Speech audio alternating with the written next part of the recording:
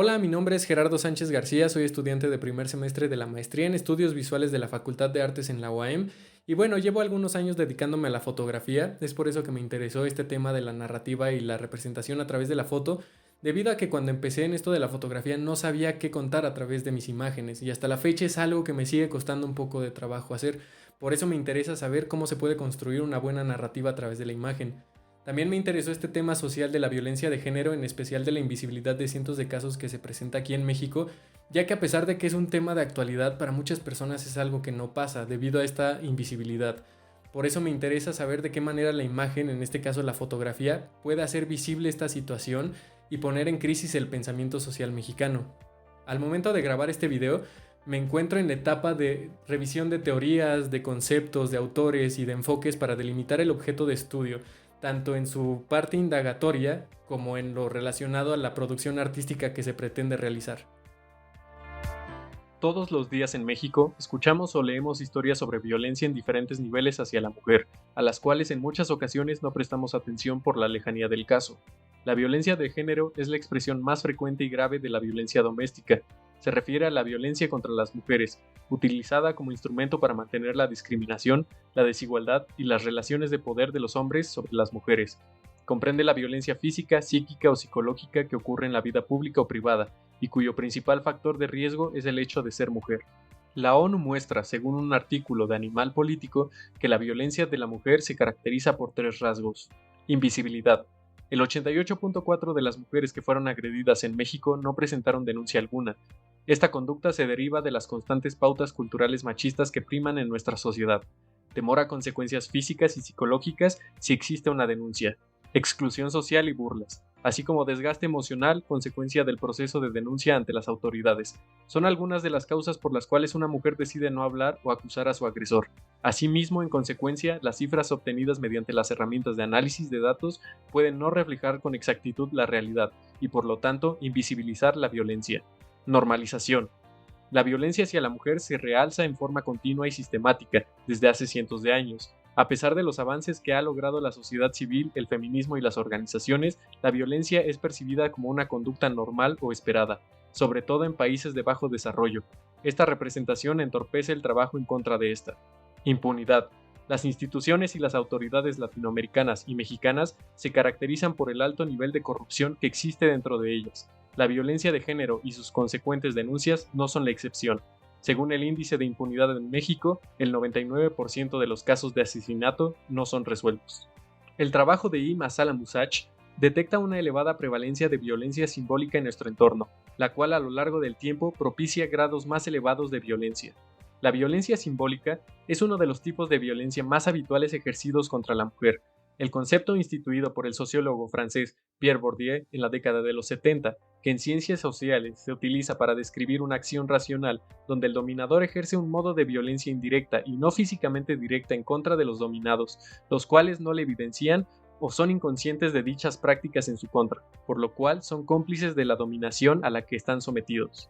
Las prácticas de la violencia simbólica son parte de estrategias construidas socialmente en el contexto de esquemas asimétricos de poder, caracterizados por la reproducción de roles sociales, estatus, género, posición social, categorías cognitivas, representación evidente de poder y/o estructuras mentales, puestas en juego cada una o bien todas simultáneamente en un conjunto, como parte de una reproducción encubierta y sistemática. La violencia simbólica se caracteriza por ser una violencia invisible, soterrada, subyacente o implícita, la cual esconde la matriz basal de las relaciones de fuerza que están bajo la relación en la cual se configura. Haciendo alusión a Michel Foucault, el poder está en todas partes, solo debemos hacer visible lo invisible. La violencia simbólica está estrechamente ligada a otros conceptos de Bourdieu como hábitus, el proceso a través del cual se desarrolla la reproducción cultural y la naturalización de determinados comportamientos y valores. Incorporación, el proceso por el que las relaciones simbólicas repercuten en efectos directos sobre el cuerpo de los sujetos sociales. Como ya se mencionó anteriormente, en muchas ocasiones estas historias sobre violencia se quedan en la invisibilidad, por miedo o vergüenza por parte de la víctima, y silenciados no solo por la víctima, sino inclusive por los allegados a la persona e inclusive por los medios visuales, para apaciguar la situación existente, lo cual no permite que la sociedad visibilice estas historias tal y como son, crudas, violentas y tristes. Una de estas tantas historias le ocurrió a mi pareja, quien en 2 ocasiones, una en su niñez y otra en su juventud, sufrió intentos de abuso sexual, y que por vergüenza jamás lo contó a su familia ni a nadie, hasta que el relato fue confiado a mí. Esto detonó en mí la reflexión sobre el hecho de que las personas no tienen conciencia verdadera sobre la violencia que se ejerce sobre la mujer, en especial la violencia simbólica que se ha permeado en el hábitus colectivo, la cual genera otro tipo de actos violentos debido a que estos hechos permanecen en la invisibilidad. Siguiendo la alusión de Foucault sobre hacer visible lo invisible, llegué a plantearme ciertas preguntas. ¿Se puede hacer visible la violencia hacia las mujeres sin romper el anonimato de la víctima? ¿Existirá alguna manera desde el ámbito visual de hacer visible la violencia y poner en crisis la conciencia social que se tiene sobre la violencia de género? Entonces pensé en la fotografía, no solo como la simple captura de imágenes, sino la fotografía como crítica y su utilización como medio de representación de la realidad y como un medio visual narrativo. Wilhelm Flusser plantea en su libro Hacia una filosofía de la fotografía que hacer fotografía es la traducción de un hecho pensado y estudiado por el fotógrafo, así construyendo una representación de la realidad, ya que no existe una realidad objetiva, y que las fotografías son discursos que han sido transcodificados en situaciones simbólicas. Flusser es enfático en señalar que la crítica fotográfica debe tener siempre en cuenta el canal de distribución de estas, lo cual clasifica y determina su carácter. Esto ayuda a decodificar la foto, la función y el significado que se le ha dado, si proviene de un canal que se dice ser político, artístico o científico, los cuales masifican discursos específicos ya programados. Si no se reflexiona sobre estos procesos de manera crítica, entonces no podemos interferir en el automatismo que retroalimenta los programas de los aparatos y que luego ayudarán a su vez a reprogramar a la sociedad.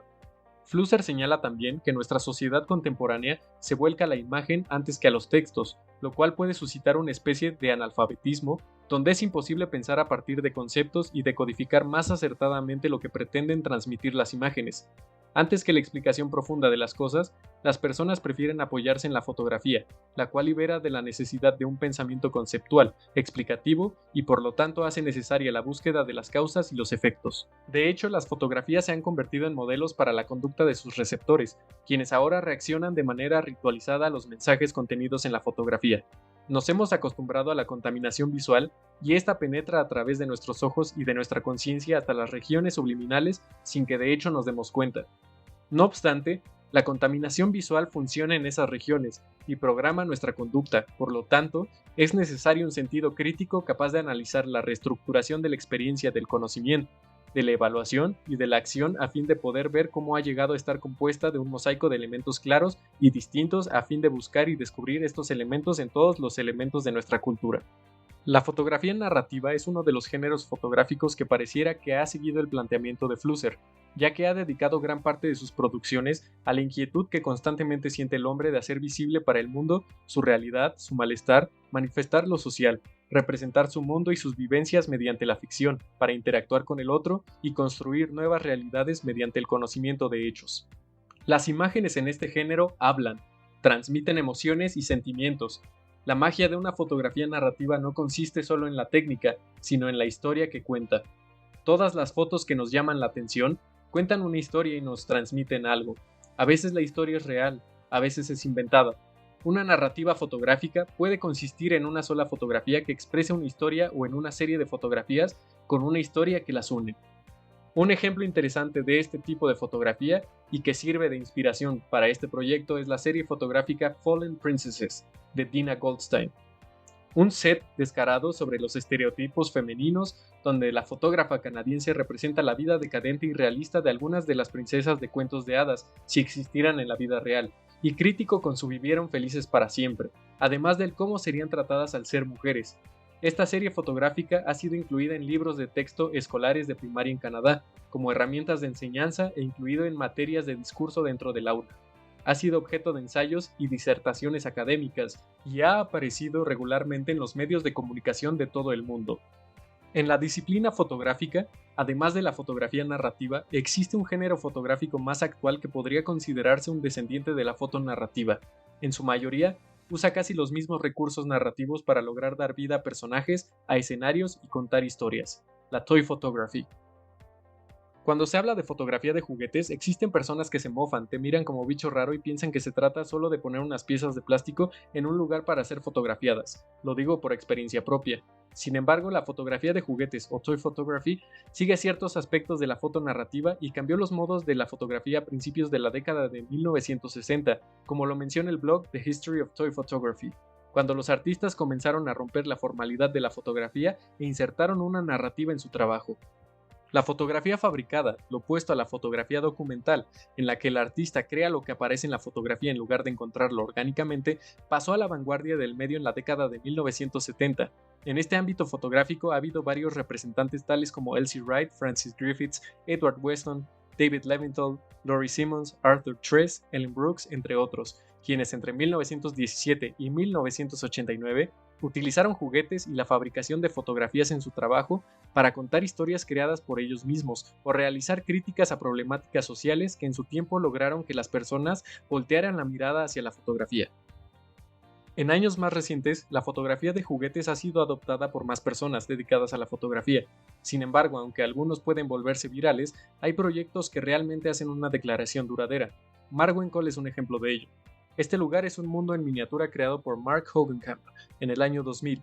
Mark pasó 9 días en coma después de ser víctima de un crimen de odio en el cual fue golpeado hasta casi matarlo.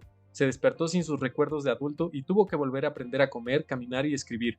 Comenzó a usar figuras a escala 1:6 para crear un mundo que imaginaba. A través de la construcción, la vestimenta, la pintura, la intemperie, etc., Mark comenzó a reconstruir sus habilidades cognitivas además de sus recuerdos previos al ataque. Él fotografía este mundo y su historia se ha convertido en un documental, un libro y un largometraje titulado Bienvenidos a Marwen. Por otra parte, el fotógrafo estadounidense Brian McCarthy comenzó a viajar a zonas en conflicto bélico desde 2011. En ellas escucha a los niños y vuelve a contar sus historias a través de juguetes encontrados localmente utilizando las técnicas de la fotografía narrativa. Este proyecto se llama War Toys.